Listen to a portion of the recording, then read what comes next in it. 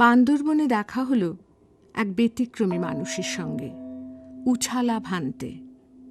উচ্চপদে সরকারি চাকুরি ছেড়ে সন্ন্যাস ব্রত গ্রহণ করেছেন। পার্বত্য চট্টগ্রামের 12টি জাতিসত্তার দরিদ্র বালক কিশোরদের নিয়ে বান্দরবনে গড়ে তুলেছেন এক অনাথ শিক্ষা আশ্রম।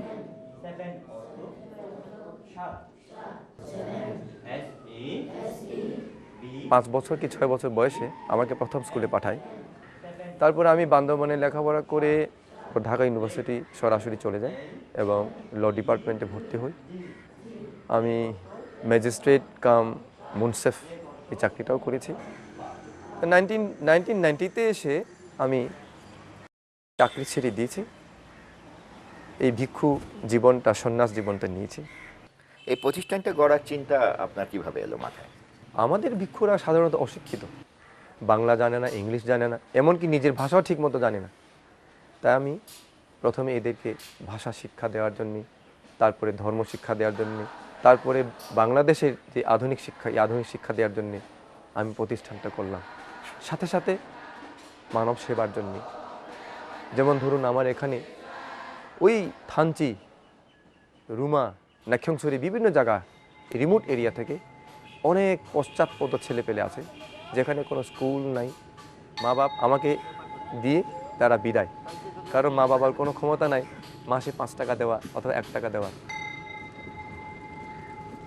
আমাদের মাতৃভাষা, আমাদের নিজস্ব অক্ষর, নিজস্ব বই পুস্তক সব থাকা সত্ত্বেও এখন এই মাতৃভাষা শিক্ষার অভাবে সত্যি বলতে আমাদের বর্তমান যুগে যে আধুনিক ছেলেপেলেরা মারমা কথা ঠিক মতো বলতেও পারে না। এই জন্য এটাও আমি চেষ্টা করতেছি আমাদের মারমা ভাষা যেন আবার তারা শিখতে পারে। আমি এখানে মারমা ভাষা শিক্ষা দিচ্ছি।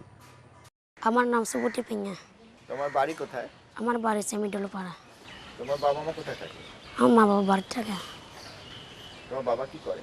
আমার বাবা কৃষি চাষ করে। জমি আছে তোমাদের? না। কয় ভাই বোন তোমরা? আমরা 8 ভাই বোন। কবে এসছো এখানে? কয় বছর হলো? আমি এখানে এই বছর হলো 2 বছর হবে। আচ্ছা, কেন এসছো? এখানে আমি লেখাপড়া করতে আসি। কি পড়বে, কি লেখাপড়া? এখানে আমরা বাংলা পড়ি, অঙ্ক, ইংরেজি, সমাজ বিজ্ঞান পড়ে আর কি। তুমি ভবিষ্যতে কি হতে চাও? আমি ভবিষ্যতে ভিক্ষু হতে চাই। ভিক্ষু হলে কি সুবিধা? ভিক্ষু হলে মানুষকে ডন পটে আনতে। তোমার কোনো বাঙালি বন্ধু আছে? আছে। কোথায়? আমার নিজের পাড়ায়। কি নাম? লোকমান। ও কি করে? সে লেখাপড়া করে। তুমি এখানে আর কত বছর থাকতে চাও? এখানে সারা জীবন থাকবে। এই বাঙালিদের সঙ্গে সম্পর্ক উন্নয়ন কি করলে সম্ভব? প্রথম মনে করি আমি সৎ মানুষ দরকার, সিভিল সার্ভেন্ট যারা, এক পুলিশ থেকে শুরু করে, এটা তো প্রথম। আর দ্বিতীয়ত গভর্নমেন্টেরও সে ধরনের কিছু গঠনমূলক পলিসি নেওয়া দরকার এবং আমাদের সাথে আলাপ আলোচনা করে নিলেই আমার মনে হয় আমাদের কি দরকার এটা তারা খুঁজে পাবেন। আমরা যখন ছোট, আমাদের সময়ও দেখেছি মোর দিন 80 আমরাই ছিলাম, কিন্তু পরবর্তীতে যেভাবে বাহির থেকে উদ্বাস্তু আসছে এখানে, এরা ম্যাক্সিমামই আপনার উদ্বাস্তু বলতে এমন কতগুলো ক্যারেক্টারের লোক যাদের কিছু নাই বলে যা পায় তা তারা কেড়ে নিতে চায়। ওইসব লোক আসাতে সবচেয়ে বেশি প্রবলেমটা হয়েছে আমাদের, আমরা শান্তিতে থাকতে পারিনি। ওরা জোর করে জায়গা নিয়ে যাচ্ছে।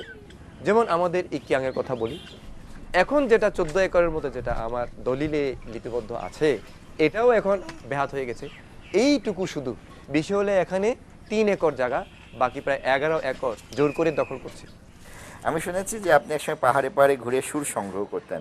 হ্যাঁ, এই সম্পর্কে অভিজ্ঞতা কিছু কেমন তিনি বলবেন একটু? ও বড় চমৎকার। আমি তখন একটা টেপ রেকর্ডার সাথে রাখতাম। আমাদের পাহাড়ে গিয়ে দেখলাম আমাদের অনেক ঐতিহ্য লুক্কায়িত আছে, হারিয়ে যাচ্ছে। আমি শুনেছি আপনি সাংগ্রাইমা গানটি সুর দিয়েছেন। সাংগ্রাইমা নিনিয়া রিক জেগে পামে ও নি কোরো ও মেমরিরো লাগে লাগে লাগে লাগে লাগে লাগে চুপিয়গে মেলে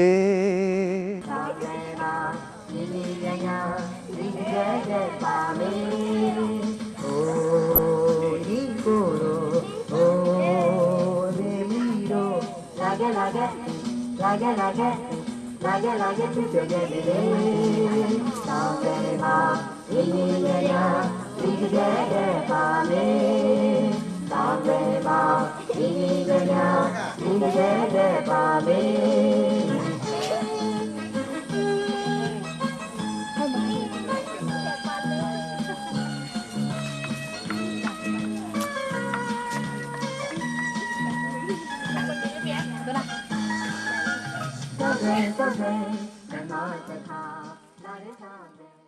শান্তি চুক্তির প্রধান যে উদ্দেশ্য ছিল পাহাড়িদের অধিকার ফিরিয়ে দেওয়া, তা তেমন এগোয়নি।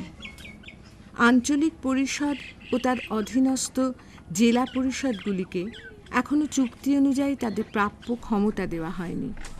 আর জেলা পরিষদের কাজটা হলো মূলত এই এলাকার উন্নয়ন করা, এখানের কৃষ্টি তারপরে ভাষা সেগুলো রক্ষা করা, এটাই মূল উন্নয়নটাই আর কি মূল। আর এর পাশাপাশি অন্যান্য যে ডিপার্টমেন্টগুলো রয়েছে তাদের সঙ্গে সবার মধ্যে সমন্বয় করে কাজগুলো করা আর কি। আর জেলা পরিষদে এখন 15টা ডিপার্টমেন্টকে ন্যস্ত করা হয়েছে এবং এটা ভবিষ্যতে আরও হয়তো ট্রান্সফার্ড হবে। তার মধ্যে প্রাইমারি এডুকেশন, তারপরে হেলথ, তারপরে লাইভস্টক, এগ্রিকালচার এক্সটেনশন, উপজাতীয় সাংস্কৃতিক ইনস্টিটিউট, শিল্পকলা একাডেমি, এরকম 15টা বিষয়। পাহাড়ি মানুষ হিসেবে এই ধরনের গুরুত্বপূর্ণ পদে কোনো সমস্যা বোধ করেন?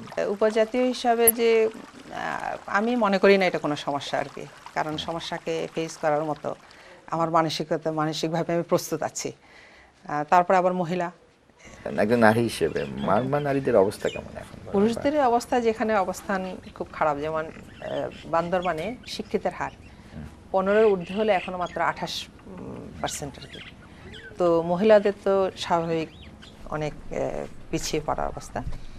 এখন পরিবর্তন হচ্ছে, তবে এমনি ধরেন সম্পদের উত্তরাধিকার যেটা আছে সেটা হলো মারমাদের মধ্যে আবার পায়, মেয়েরা পায়, এটা আছে। কিন্তু আবার পাশাপাশি দেখা যায় যে এটা মারমা না, আমি বলবো অধিকাংশ পাহাড়িদের মধ্যে এটা হচ্ছে হয়তো মহিলাদের বেশি কাজ করতে হচ্ছে। তারা জুম চাষে, চাষাবাদ যেটা করবে সেখানেও কিন্তু তারা অংশগ্রহণ করছে, পার্টিসিপেশন আছে। জঙ্গল কাটা থেকে শুরু করে তাদের গাছপালা কাটা, ধান তোলা, ফসল তোলা সবখানে আছে। আবার পাশাপাশি তাকে ঘরে এসে কাজ করতে হচ্ছে।